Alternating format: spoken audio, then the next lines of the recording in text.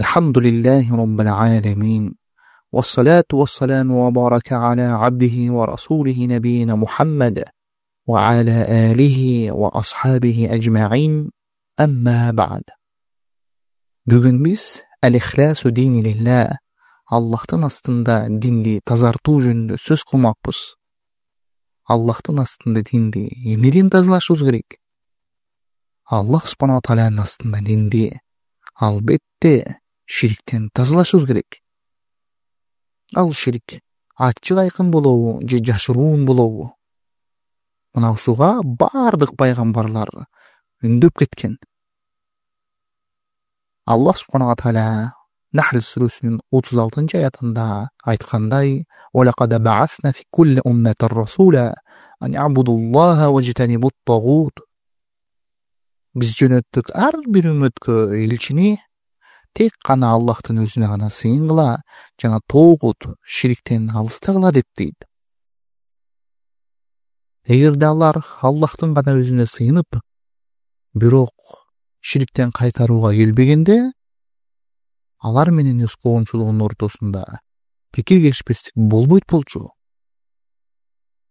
Анткени ал коомчулук Аллахка да сыйынышып, ал менен кошо өздөрү атаган буттарына да сыйынып кетишкен. Мына ошонун себебинен Аллахтын өзүнө гана сыйынгыла, ошол өзүңөр атаган буттарыңарды таштагыла деген. Пайгамбарыбыз Мухаммад Мустафа саллаллаху алейхи ва салламдын дуурунда Курайштар хаж, умра, зекет, садака, курмандык, орозо ушул сыяктуу ыйык ибадаттарды кылышкан. Бирок ал ибадаттар менен кошо өздөрү атаган буттарына да сыйынышып алышкан. Ошон үчүн пайгамбарыбыз Мухаммад Мустафа саллаллаху алейхи ва саллям алар менен күрөшүп, ушул нерсеге буйрулган. Пайгамбарыбыз саллаллаху алейхи ва саллям Ибн Умар алып келген хадисте ушундай дейт. Бул хадис Сахих Бухариде 25-чи хадис болуп келет. Ал жакта ушундай дейт: "Умирту ан уqatila an-nasa hatta yashhadu an la ilaha illa Allah wa anna Muhammadar Rasulullah wa yuqimu as-salata wa yu'tu az-zakata fa idha fa'alu dhalik asamu minni dama'ahum wa amwalahum illa bihaqqi al-islam wa hisabuhum 'ala Allah." deyt. Мен адамдар менен күрөшүүгө буйрулдум. Алар Аллахтан башка сыйынууга татыктуу Кудай жок жана мен анын элчиси экенине күбөлүк бермейинче, жана намаздарын окушуп, зекетин бермейинче, эгерде алар буну кылса, менден мал мүлкүнү жана кандарыны сактап калышат, тек гана исламдагы акыдан сырткары. Ал эми алардын эсеби Аллахтын астында дейт. Дагы бир башка хадисинде пайгамбарыбыз саллаллаху алейхи ва саллям: "Мен кала ла илаха иллаллах ва кафара бима ю'баду мин дуниллах, харума малуху ва дамуху ва хисабуху аля Аллаху азза ва жалл." Кимде ким Аллахтан башка сыйынууга татыктуу акылуу Кудай жок деп жана Аллахтан башка сыйынылып жаткан нерсеге ишенбесе, малы жана каны арам болду. Ал эми эсеби Аллах азза ва жаллдин астында дейт. Жана Аллах субханаху ва тааля дагы Ал-Анфал сүрөсүнүн 3-аятында баарыбызга буйрук берип ушундай дейт: "Ва qatiluhum hatta la takuna fitnatu wa yakuna ad-din kulluhu lillah." дейт. Күрөшкүлө алар менен фитна, ширк кетмейинче жана диндин баары Аллахка гана таандык болмоюнча дейт. Жана Аллах субханаху ва тааля дагы пайгамбарыбыз саллаллаху алейхи ва саллямды үйрөтүп, Ал-Ан'ам сүрөсүнүн 103-аятында ушундай дейт: "Кул иннас-салата ва нусуки ва махьяя ва мамати лиллахи раббил аламин, ла шарика лах, ва бидалика умирту ва ана аввалул муслимин." дейт. Айткын, чындыгында менин намазым дагы, курмандыгым дагы, өмүрүм дагы, өлүмүм дагы Ааламдардын Роббусу болгон Аллахка таандык. Анын эч бир шериги жок. Мен ушуга буйрулганмын. Жана мен мусулмандардын алгачкысымын дейт. Аллах субхана тааля бул аятта үлгү кылып пайгамбарыбыз саллаллаху алейхи вассаламга айткын деп, ошол ибадаттардын баарына Аллахтын жалгыз өзүнө гана арнаганга, ширктен оолак болууга үйрөтүп буйрук кылат. Ал эми Куранды дагы ачып карасак, биринчи сүрө Фатиха, аны окуп келип, экинчи сүрө Бакара, аны окуп келатканда ал сүрөнүн 21 аятында Я айюханнас а'буду роббакум аллази халакакум валлазина мин кабликум лааллакум таттакун дейт. Эй адамдар, өзүңөрдүн Роббуңарга сыйынгыла. Ал силерди жаратты, жана силерге чейинкилерди да жараткан. Балким таква болорсуңар дейт. Аллах субхана тааля Курандын эң алгачкы буйругу кылып, ушул Бакара сүрөсүнүн 21 аятын кылды. Ал аятта дагы тек гана силердин өзүңөрдү жараткан Роббуңарга сыйынгыла деп буйрук этип, анан өзүнүн неаматын айта баштайт. Андан кийинки аятында Аллази жа'ала лакумул арду фираша, ал жерди төшөн кылды, вассамаа бинаа, ал эми асманды чатыр кылды. Ва анзала минас самааи маа, жана ошол асмандан сууну түшүрүп, фа ахража бихи минас самарати ризкан лакум дейт. Ал эми ошол суудан Аллах субхана тааля мөмөлөрдү чыгарды, силерге рызкы кылып дейт. Жана ушул неамалардын баарын айтып келип туруп, фала таджалу лиллахи андада ва антум та'ламун деп тыюу салат. Бул Курандагы эң алгачкы тыюу болуп эсептелинет. Ал тыюу ушул бардык неаматтарды билип туруп, силер Аллахка шерик кошпогула дейт. Андат деген сөз, бул нид деген сөздүн арабча көптүк түрү. Ал ошо Аллах менен барабар кошо бир нерсени коюп койгондукту айтат.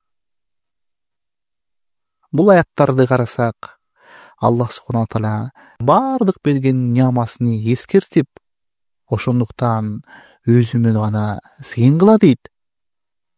Ал эми адам баласы ушул бардык неаматтар Аллахтан экенин билген соң, ширикти албетте ташташ керек.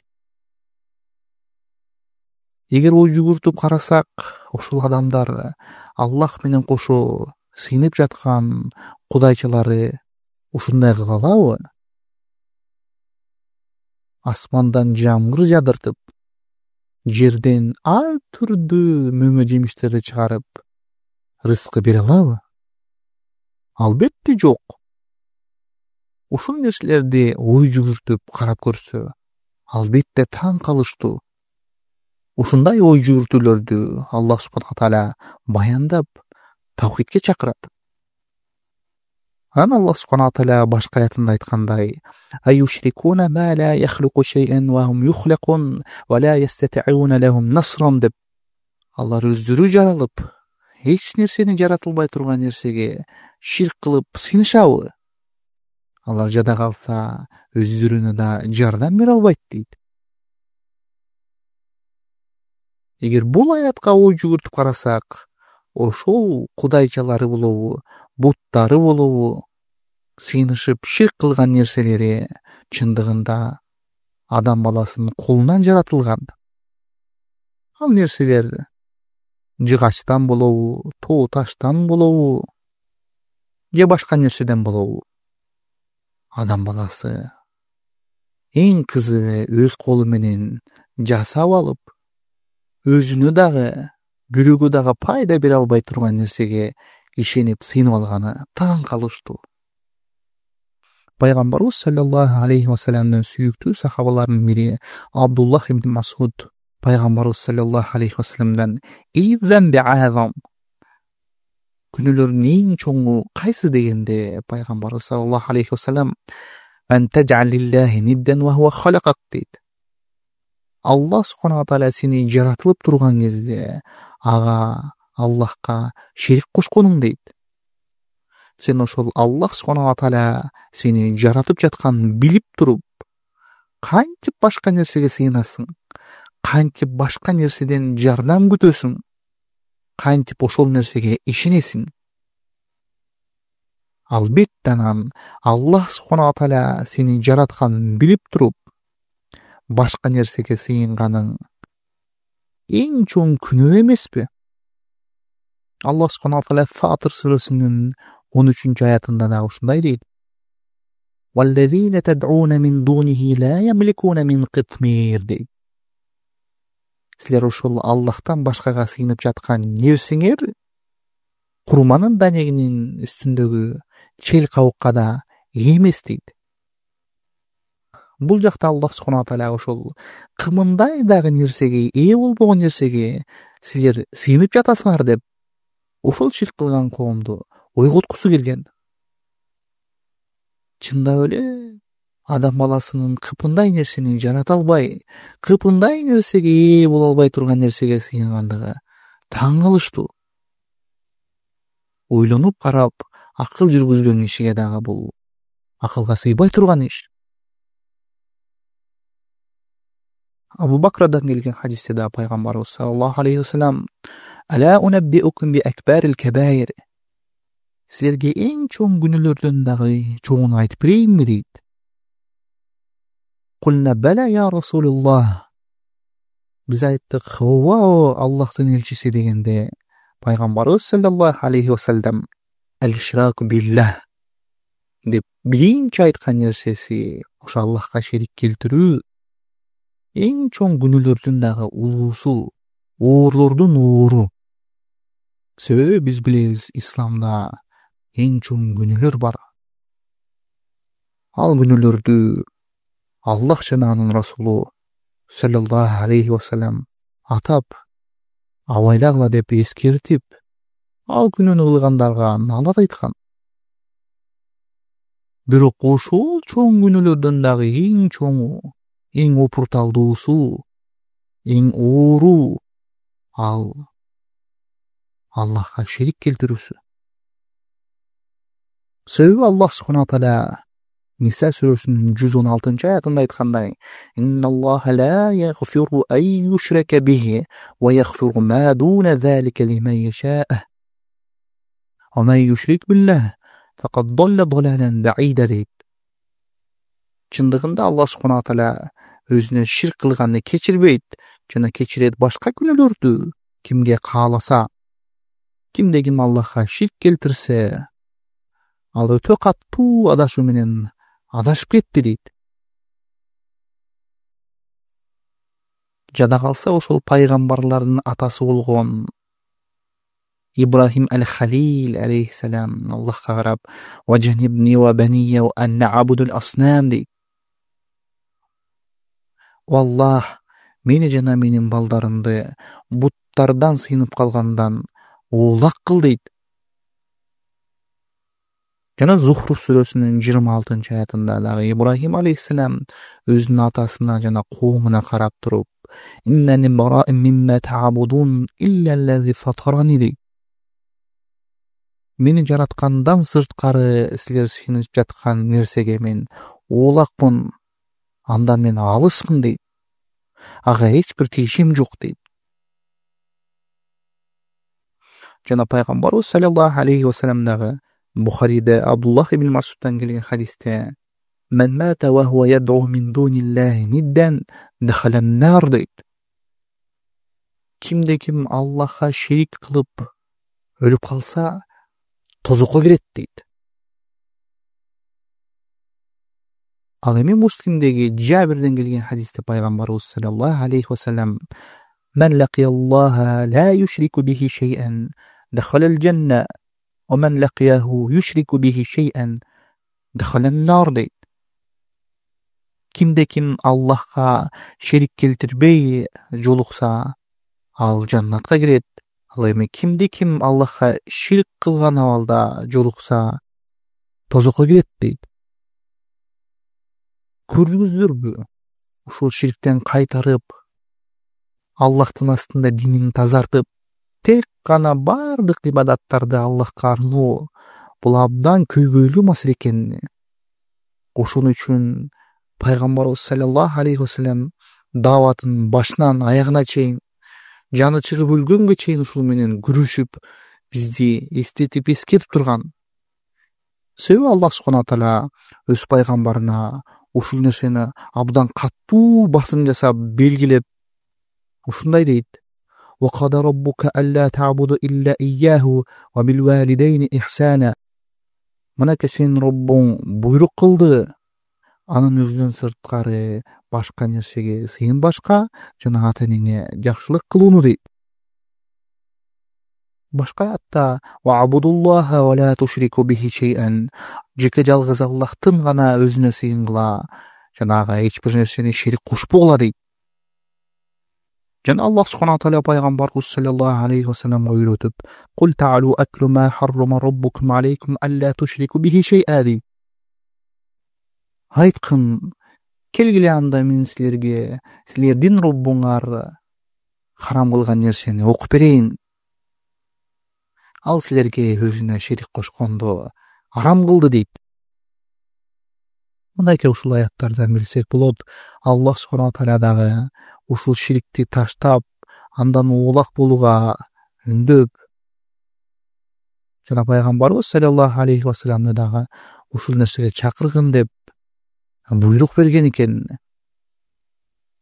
Бул нерсе күнөөлөрдүн эң чоңу, Аллах тыюу салган нерсенин эң тыюусу экенин билгенибизден кийин ал нерседен оолак болгонго умтулуп жашаш керек.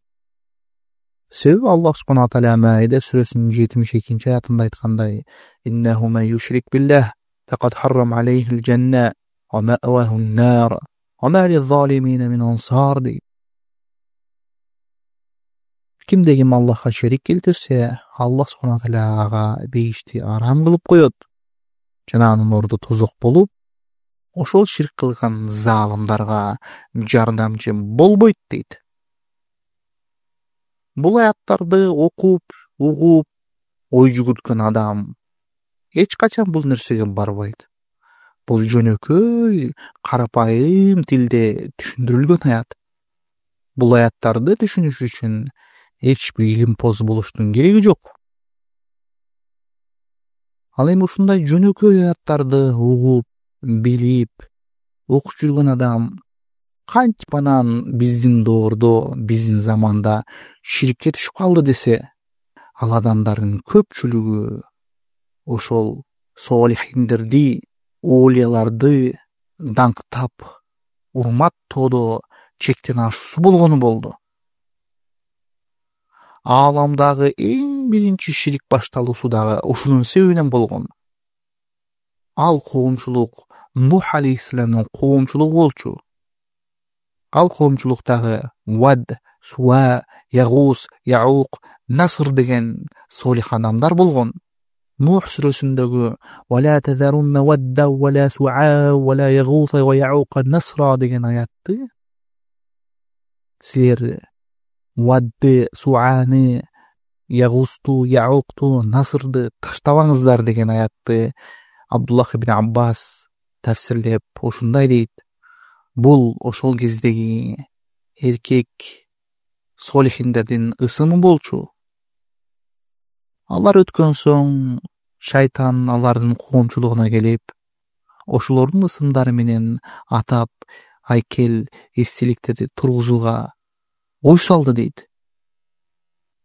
Көрдүңүздөрбү, башында ошол солихиндердин өзүнө сыйынгыла деп шайтан чакырган эмес.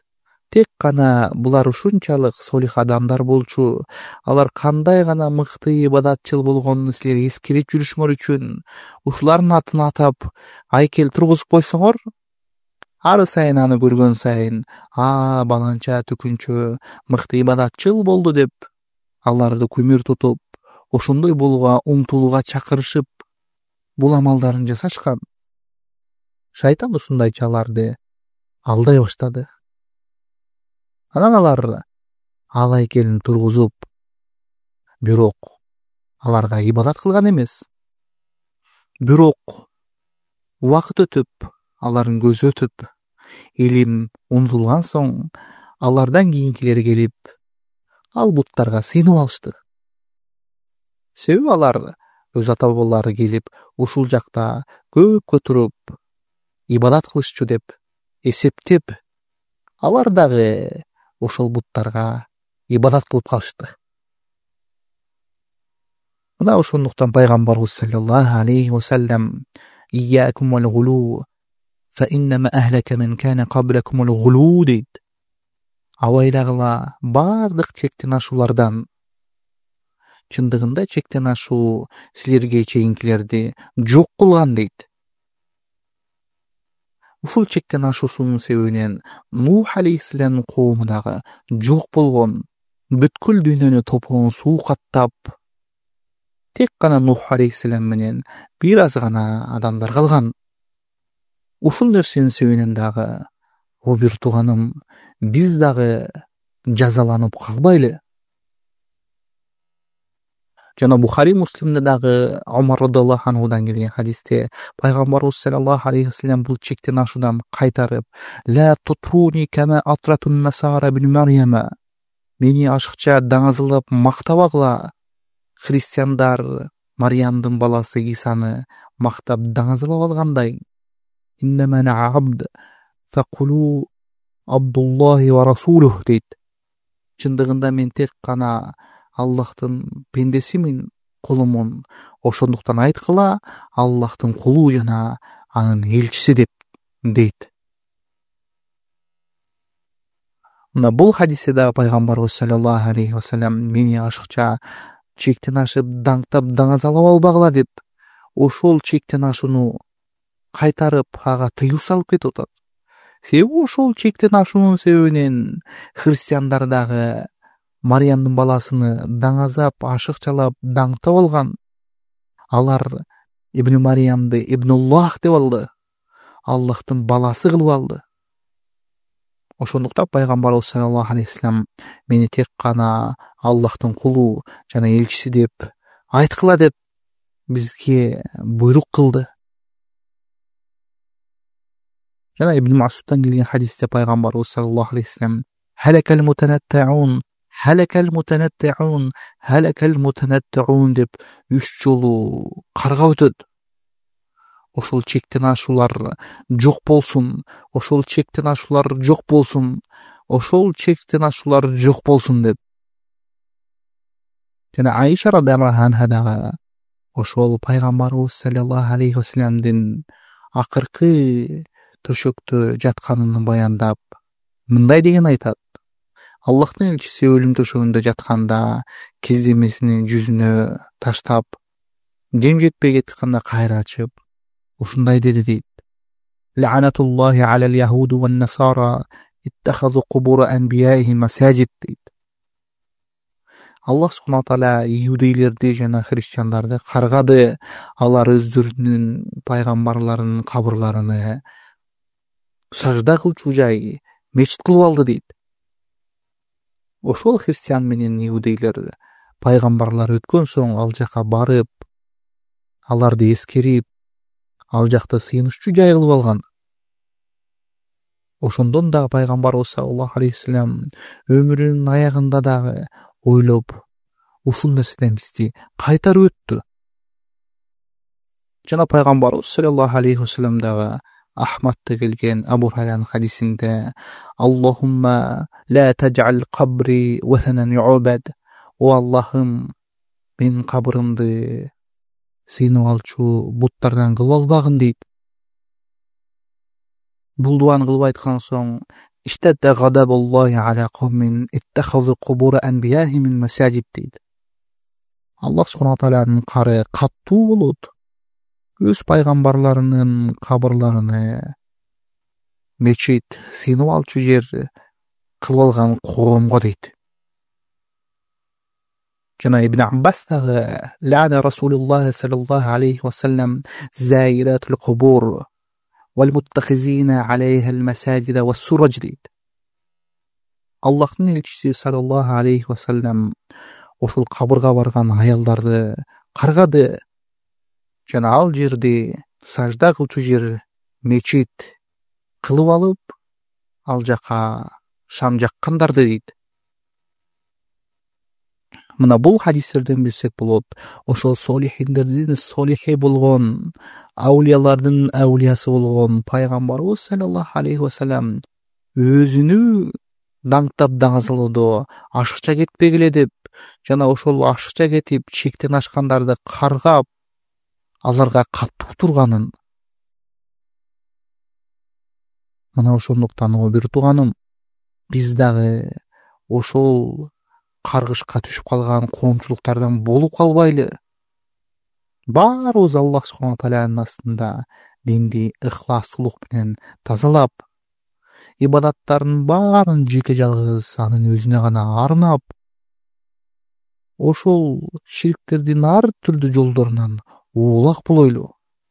Ва саллаллаху ва саллам аля набийина Мухаммад ва аля алихи ва асхабихи аджмаин.